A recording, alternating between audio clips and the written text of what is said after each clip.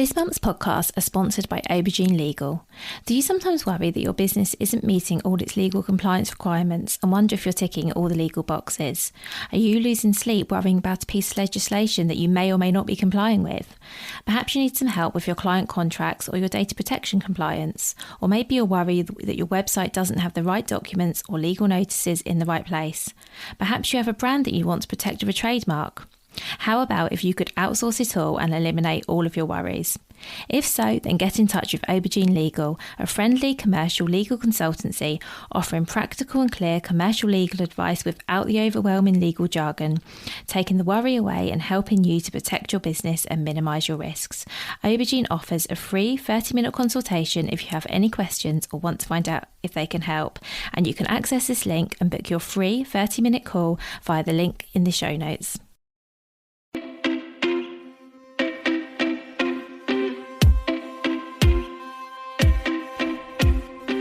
Welcome to the Bring Your Product Ideas to Life podcast. Practical advice and inspiration to help you create and sell your own physical products.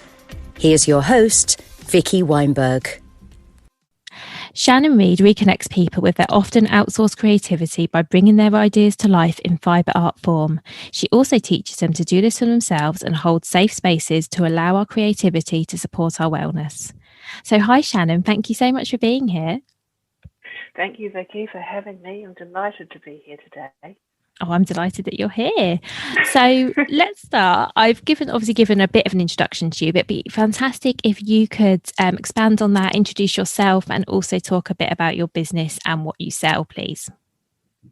Thank you. My business is Mockingbird Makes, and it is about handcrafts, and I crochet and I knit and I make pom-poms, and I bring people's ideas to life.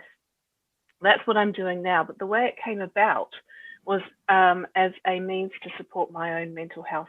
So often we put aside playful things in our adulthood. We think that's what being an adult is to put aside things that we might have liked doing in our childhood. When I went into therapy, my therapist asked me, is there anything that I enjoyed doing when I was younger? And I did enjoy being very creative.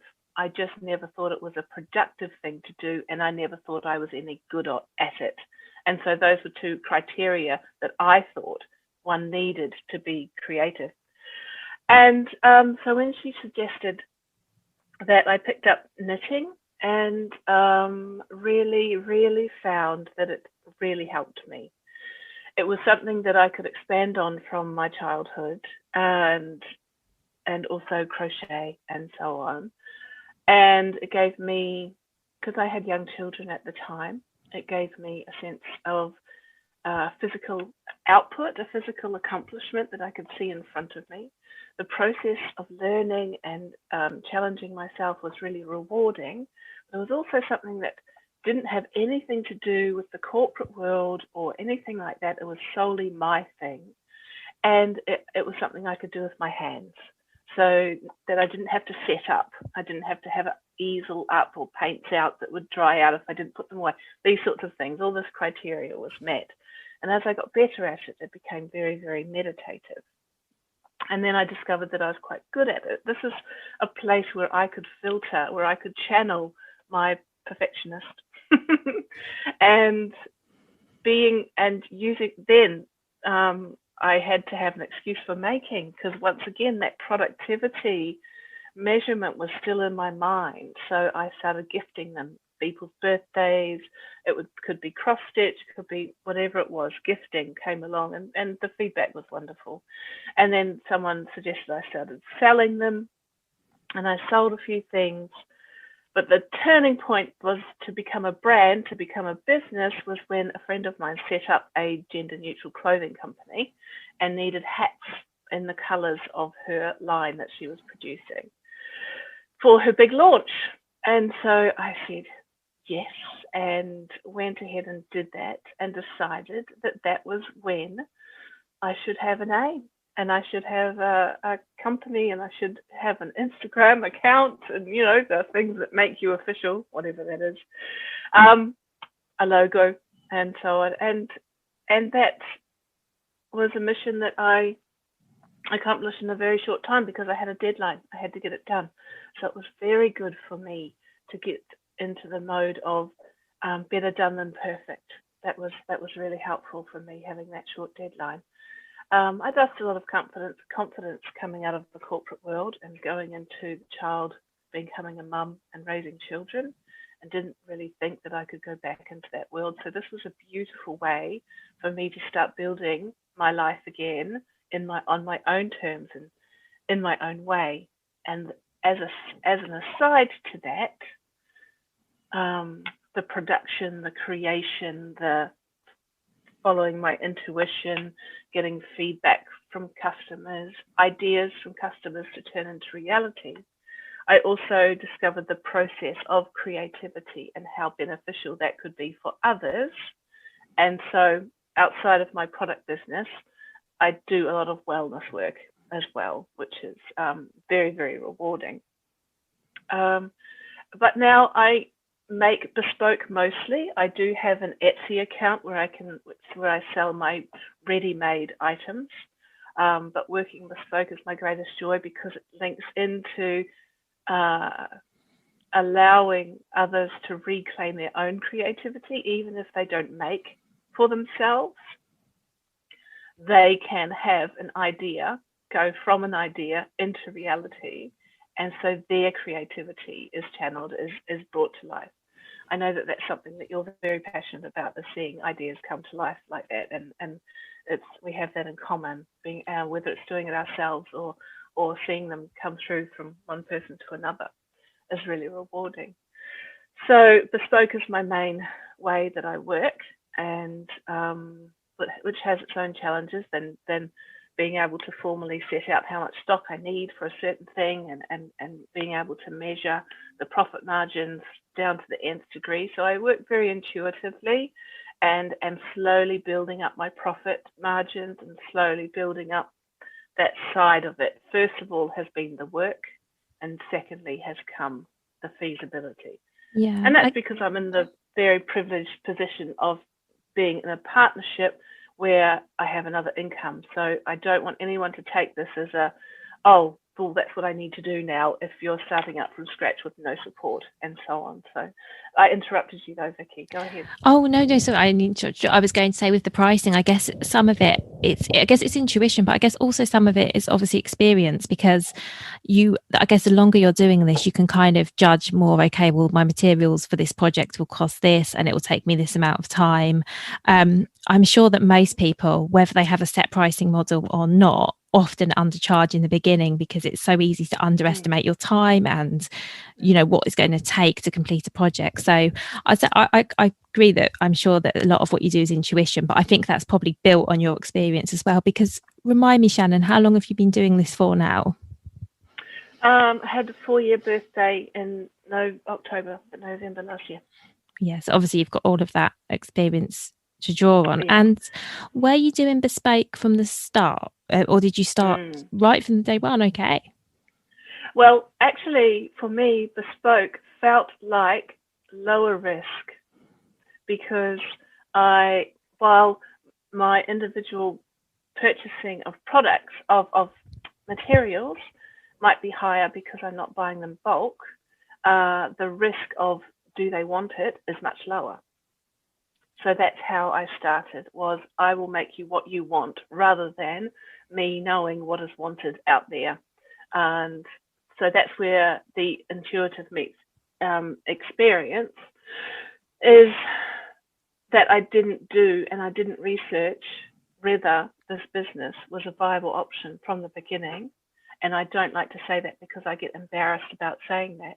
But it was such a drive that I wanted to be able to do this, that's how I approached it, was how can I give you what you want, and then if that's popular, I can. So I think the first couple of my years were really live market research and really gathering consumer insights in a live backwards and forwards way. If you wanted to give terminology to it. I was just following my nose, but there we go. We can call that what it is. Because you mentioned you have some off-the-shelf items as well, and are the off-the-shelf items kind of so what am I trying to say? Have you used your knowledge of what people are buying bespoke to kind of dictate what the off-the-shelf items are? Yeah. Yes, that's right. So it's things that are popular that I know that are regular buyers at different times of year or whenever they might be. I will make sure that I have a bit of stock in of those so that they're ready to go for people. Yeah. And how do you balance that? So creating your stock that's on your Etsy store and is available sort of year round versus the bespoke. How do you manage that in terms of your time? It's not a science at all. It's very much an art. It's very much, I still have children at home. I still have to juggle different things. And so I'm mostly led by my bespoke orders. And then when I get a gap, I will look at my stock and see what I need. And there's a lot of stock that I have that isn't even on my Etsy because I haven't got round to doing the text for it and doing the copy and doing the photos for it as well. So there's, it's all rolling. It's all rolling. It's all going on. And I did spend a lot of time not wanting to start things because I couldn't do it properly or completely. And I've taken that requirement away from myself a lot and have gone, look, my branding is not high end. My photographs are not all really great and so on. But it's what can I do? What can I put out there and what can I manage? What can I manage? What is enough for me? So it's always coming from my boundaries and what works for me, and allowing that to be the leader of my business rather than it's a balance, but rather than the market as such. And is there an element in there? It sounds like there possibly is an element of what you enjoy as well, because I'm getting from speaking to you, I kind of feel that the bespoke work is what you love. So it kind of makes sense to me that your business is led by that because that's the work that you truly enjoy. So yeah, that does make total sense. I think it is very much. I love. So there's a phrase that I came across recently, which I know that I do, called shop blocking. Whereas you talk about something that's really, really exciting and then people have no way to go and buy it. And that often happens with me because I am so excited about something that I just want to share it with people, and then I still haven't got a link, or it is, my orders, I've got too many orders on or something. And so I'm getting better at having processes. I'm getting better at thinking through and thinking in advance and having strategy and having planning in place. But it's not as exciting as meeting someone who goes, oh, I loved what you did there. Do you think we could do this and this? And so at the moment, one of my favorite things is to make yogis.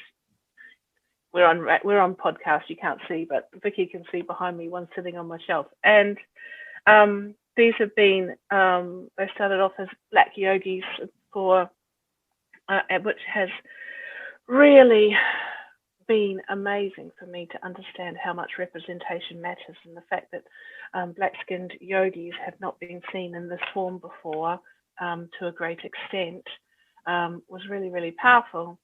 So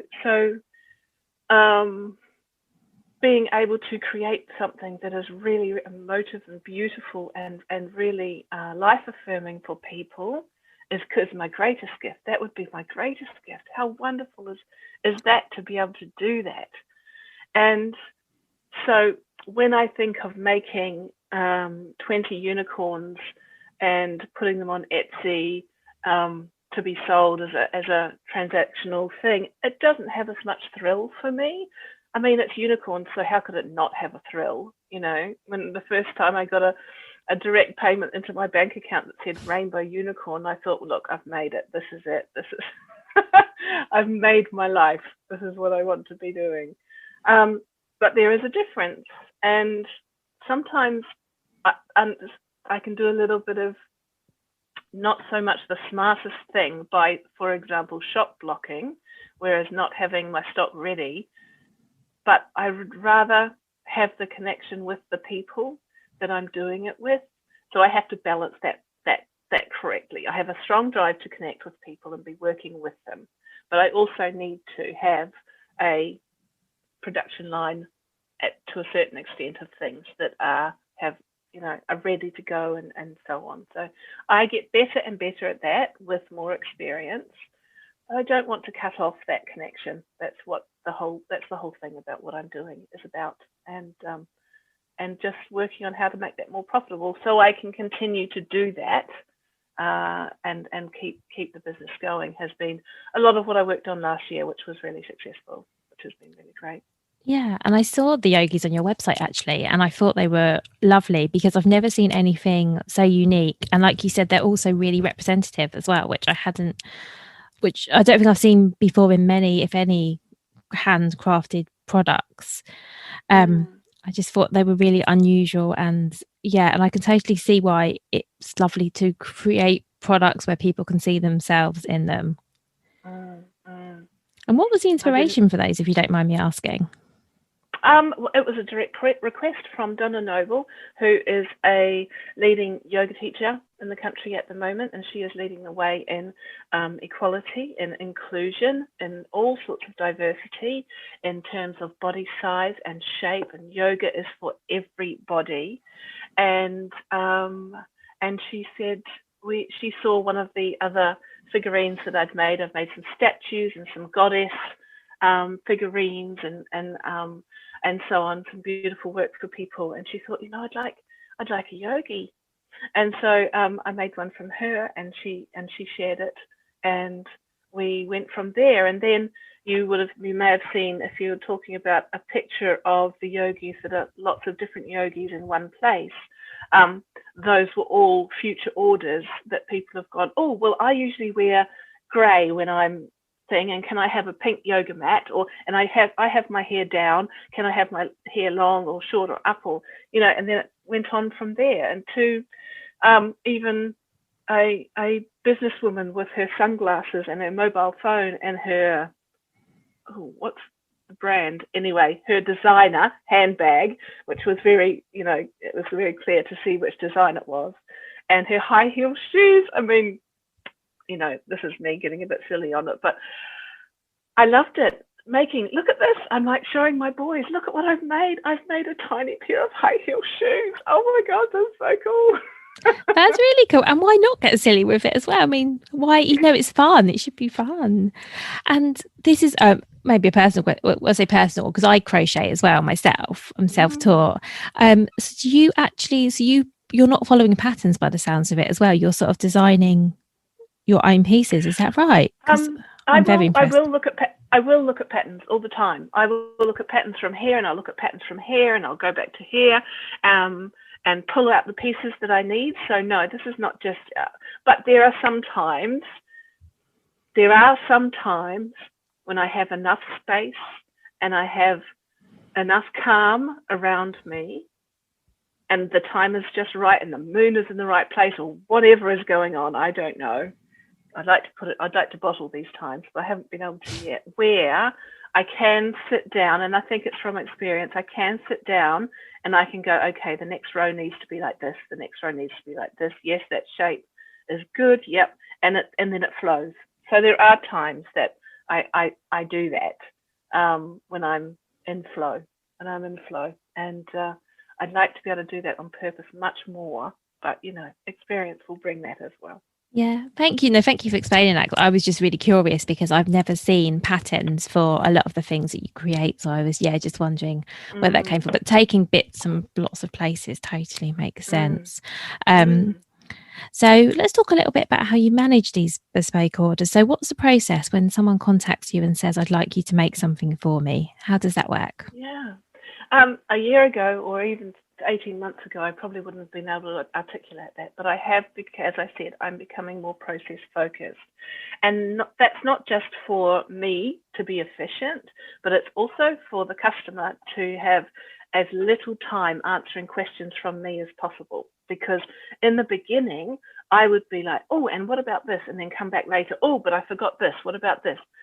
So now I take my time before I go back to someone to think through all the things that they will need to choose about this item or think about, or and so on, and try and simplify those questions down as much as possible. Because this is my perfectionist coming in, I would want to get it right for them, but sometimes I just annoy people with too many questions. So I'm aware of trying to do that. So the email comes in, I would like to do this. And then I come back with some ideas. Have I understood you correctly? This is what I've done in the past. What do you like out of these? And then it will depend on what time of year it is. If it's coming close to Christmas, I will say, this is my turnaround time. I'm going to put you in a holding pattern right now to hold your place. Here's my deposit. Please pay this deposit to hold your place. And then I will come back to you when I am ready to order your materials for you. And we will sign off on that and do that. When it's less than that, I'm not so rigid with my timings and so on. So looking at the process, then we will agree in theory what the components are. I will quote on that and take a deposit. Then I will order the materials if I don't already have them in stock. So there's a bit of turnaround time there if necessary. Once those materials are in, my lockdown process is to then show them by some screen, video, or photograph, and as natural light as possible, which can be hard when you have to factor in screens and so on, what we've got, and just say, here we go, it's arrived. Because I like people to keep part of the process as well. Yeah, it's like, nice. This is the stage I'm at. We are here, and I'm thinking about this for you, and this is and I've had these ideas in the meantime. What do you think? And so on. And then halfway through, we might do a little update. Look, here we're going. And then end process. I finish, take photos for them, send them through, or wait until I post them out and then send them photos that they can use if they want to talk about it. And so on. What I used to love doing, of course, when we're not in lockdown, is meeting up with people so they can get their hands on the wool and the yarn and see the colours in light, and have a whole table covered. This is a bit exciting. A whole table covered with yarn, and then pick and choose and put them together, and that is a lovely process that I miss doing with people. It all makes it part of the game for me. But of course, doing it this way means less time. It's quicker for me to get these processes done. So swings and roundabouts. Yeah, and it does sound like you've adapted really well, and you have a really good process in place. I think it's really lovely the amount that you check in with people, because there's nothing worse than ordering something on, say, Etsy, and then 2 or 3 weeks goes by and you haven't heard a thing, and you think, have they got my order? Is it coming? So I think it's really nice, and especially because your work's bespoke, I guess it's so personal to people as well, whether it's for them or whether it's for a gift. So I think that's really nice that you've built that into your process. No, it's very important for me, and maybe just a little girl in me would like some recognition. Who knows? But in whichever way it is, it works really well. I imagine myself as a customer whenever I can. I imagine myself as a customer, and I'm putting my trust, especially with bespoke. It's like, I have my ideas translated. Did we agree on that? Is that what it's going to be looking like? Will I? And then also, if I'm investing a decent amount of money, I want to know that I want to have the feeling of excitement that something is coming. So that joy and knowing that someone is thinking about me, that is considering keeping me in mind, all of those things, I want to gift to my customers, that this is a relationship in a way that we're having, not to put anybody off, but it's a communication, it's a relationship of sorts for that short period of time, that they are held, what their ideas are held, that the love and the care is going into it. It's really important to me for them to know that. Yeah, And also as a maker, and I know this probably isn't your primary motivation, but also as a maker, I guess it's nice to have that checking in before you get to the end and someone goes, oh, actually, that's the wrong shade of green, or whatever the thing is. It certainly allows for that to happen. It allows for that to any adjustments. Or actually, I'm glad you got in touch, because I was thinking we haven't talked about the shoes yet, and would it be okay to do this? It's like, oh yeah, well, I haven't started that yet, so yes, that's fine, we could do that. Anything like that can come along. And how long, and I know this is probably like a how long is a piece of string question, but generally, how long does it take you to create a bespoke order in terms of the actual the making time?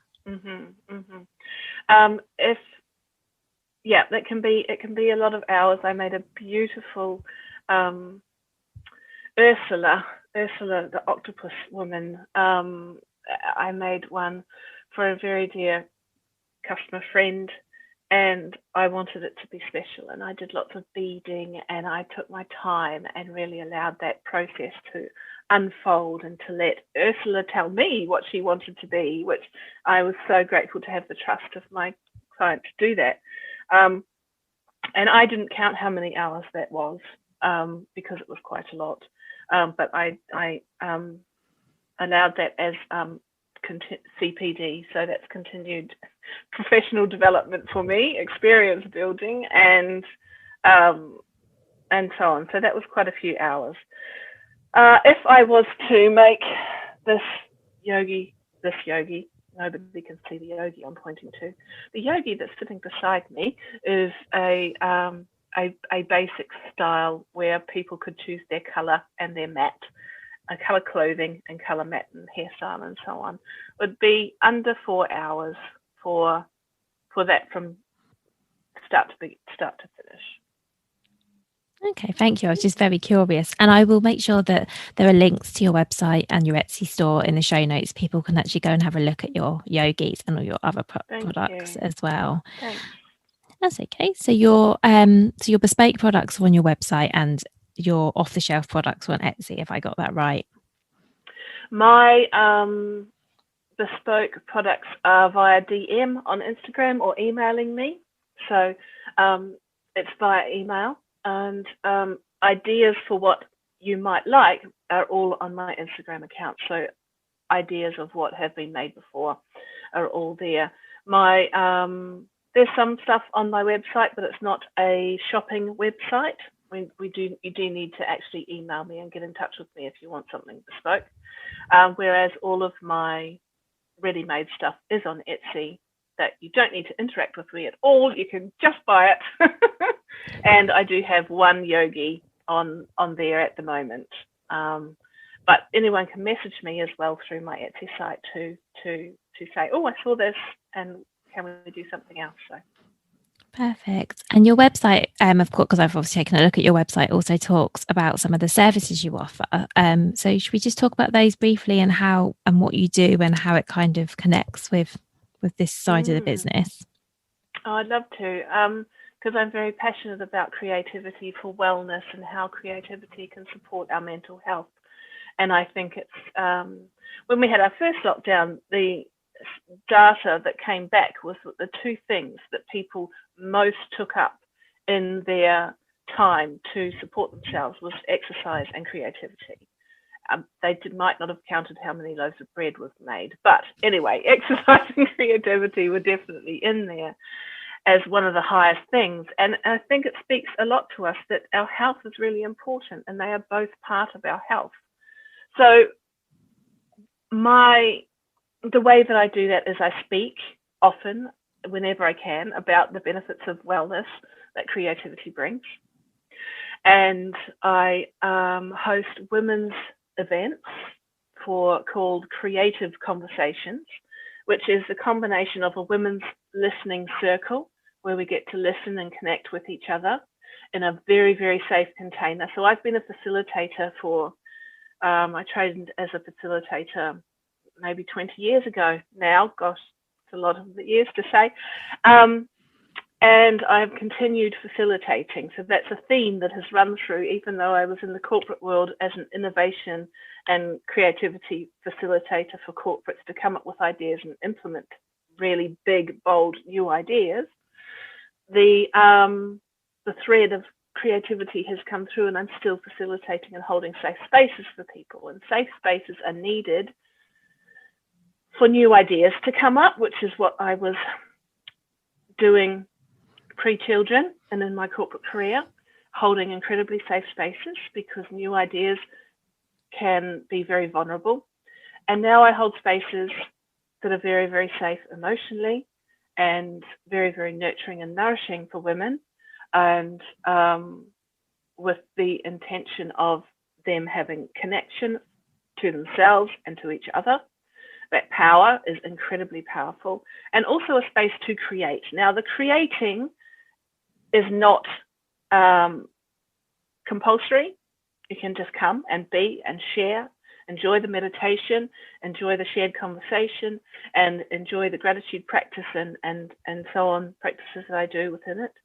But it isn't, you are invited to bring something along, especially something that you have abandoned, such as maybe from childhood or maybe even recently an abandoned project that you can pick up, because that's a powerful message to ourselves that we are reclaiming and no longer abandoning ourselves. And using that creativity, when we work with our hands in a non-urgent way, we are giving signals to our body that we are safe, and so our nervous system can switch from fight or flight to rest and digest. And right now we are in a crisis in the UK that is ongoing, that has become from acute to chronic. So we need to consciously work very, very hard to reduce our nervous systems out of stress and into calm, to allow us to have the resilience to carry on with what we've got to face in the future. So this is health. This is basic health right now. It used to be like a lovely thing to compliment, to really, really have, but this is now, we really need to step into doing this consciously to make sure we are looking after ourselves. So my women's groups do that in that way. And then I host a free small business huddle, which is on every Thursday. It's free, it's on Zoom, it's only for 45 minutes. The group is very, very welcoming and beautifully kind and generous and warm. And we are, while we're businesses, it's a place for businesses to rest. It's a place for businesses to take their masks off, to drop their shoulders, to come and say, it's been really hard this week. And to really have that as another safe space to be. And we connect beautifully in this month. I'm not sure when this is going out, if it's till January.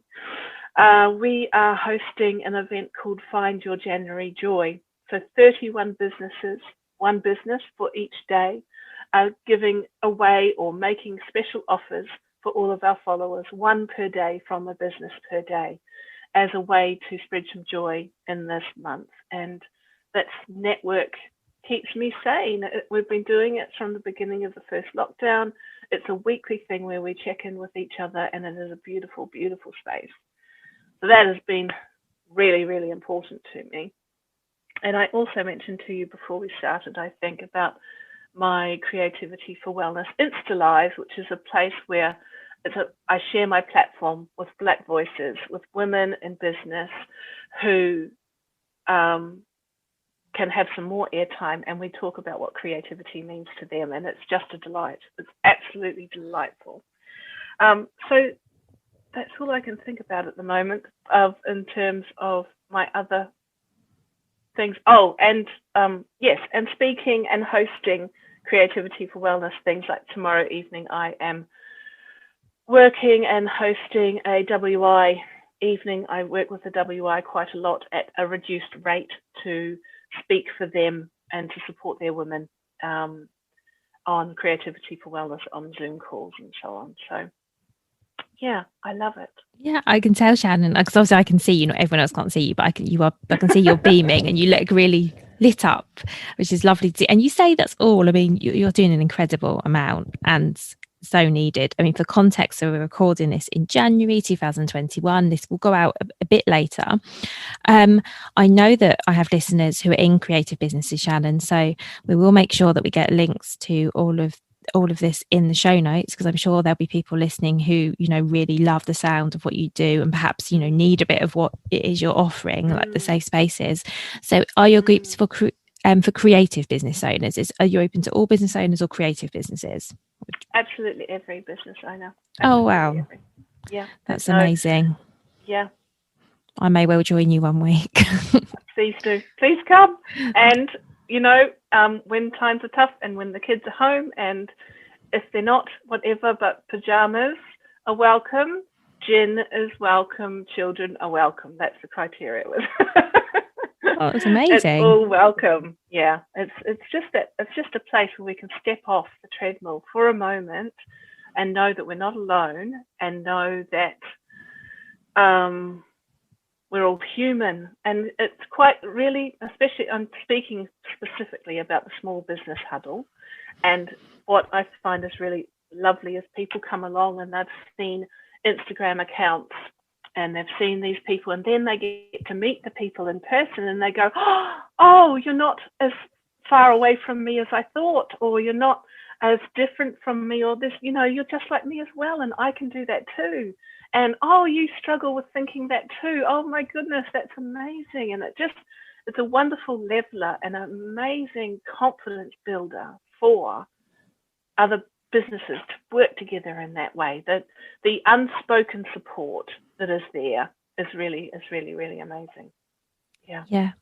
I'm with you. I mean, I'm a huge fan of networking and connection, and yeah, I think for all the reasons you said, and it's just so good for our well-being, especially now when we're all so isolated, to just connect. I mentioned before we spoke that just seeing you on my Zoom screen today is just given me such a boost to see someone and have a conversation. So I think everything you're doing is amazing, and I will be sure it's all linked up in the show notes so people can find you. Thank you.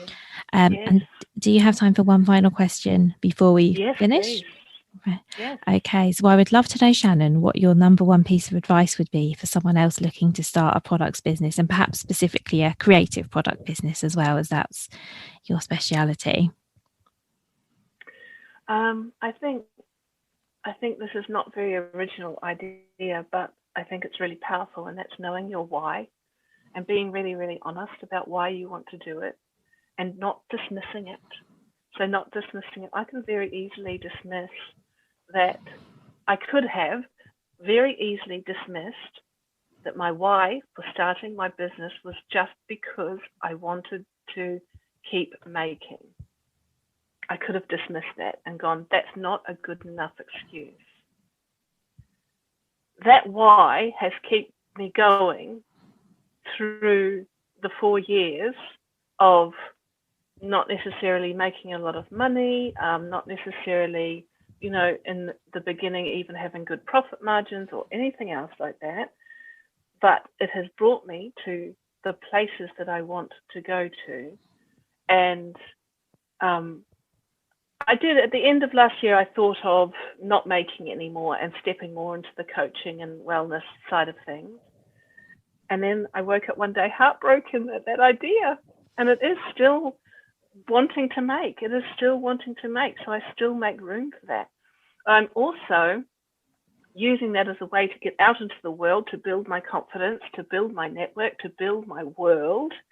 And so one thing I'm doing outside of, or as Shannon Reed, as opposed to Mockingbird makes, is that I am delivering monthly sessions on an energy healing forgiveness technique called Ho'oponopono, which is a Hawaiian practice. And that is as part of Tamu Thomas, who is Live 360. She is running a year-long course called Sovereign. And once a month, I am supporting her women by doing that part of it. And without being and doing and this, just follow your heart. Follow your heart and trust that what you want is okay, and that you don't know what's going to come from it, but nothing will come from it if you don't do it. I think that's great advice. Thank you so much. I do think that's great. And also, I mean, I can tell throughout this whole conversation how much you love making. So it makes total sense to me that you would still carry on making. In fact, I mean, I've only met you an hour ago. And if you were to tell me that you were going to stop making tomorrow, I would be shocked because I can see how much it means to you. So yeah, I think that's fantastic advice. And it's evident that you're doing that.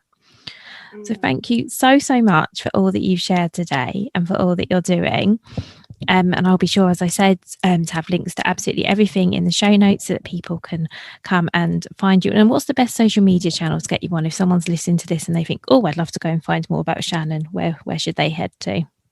Yeah, head straight to Mockingbird _makes on Instagram. Mockingbird _makes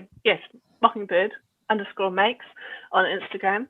And I'm very interactive there. So my DMs are open for customers and other small business creators alike.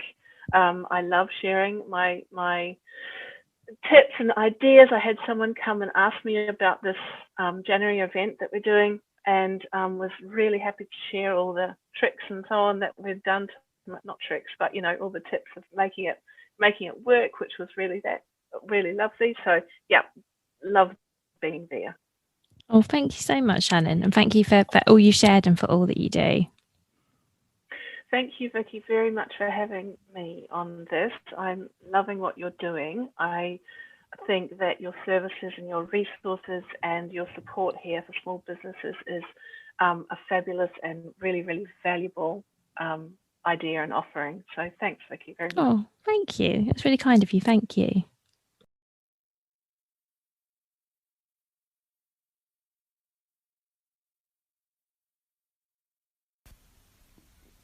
Hi, thank you so much for listening. As always, I would absolutely love to know what you thought of this episode. Please do remember to rate and review the show, and also, most importantly, subscribe so you don't miss out on any future episodes. And as a reminder, I release a new episode every single Friday. So take care and look forward to speaking to you again then. If you've been inspired to start a podcast in 2024, I really recommend my podcast host, Captivate. Captivate were my top pick when I started podcasting 4 years ago because of how easy it was for a complete novice like me to get started. I've stuck with them for the last 4 years because Captivate is still really simple to use. They keep adding great new features like the ability to share ads like these, and they've just been really reliable. So when you're ready to start your own podcast, you can use the link in the show notes and get a free 7-day trial with Captivate.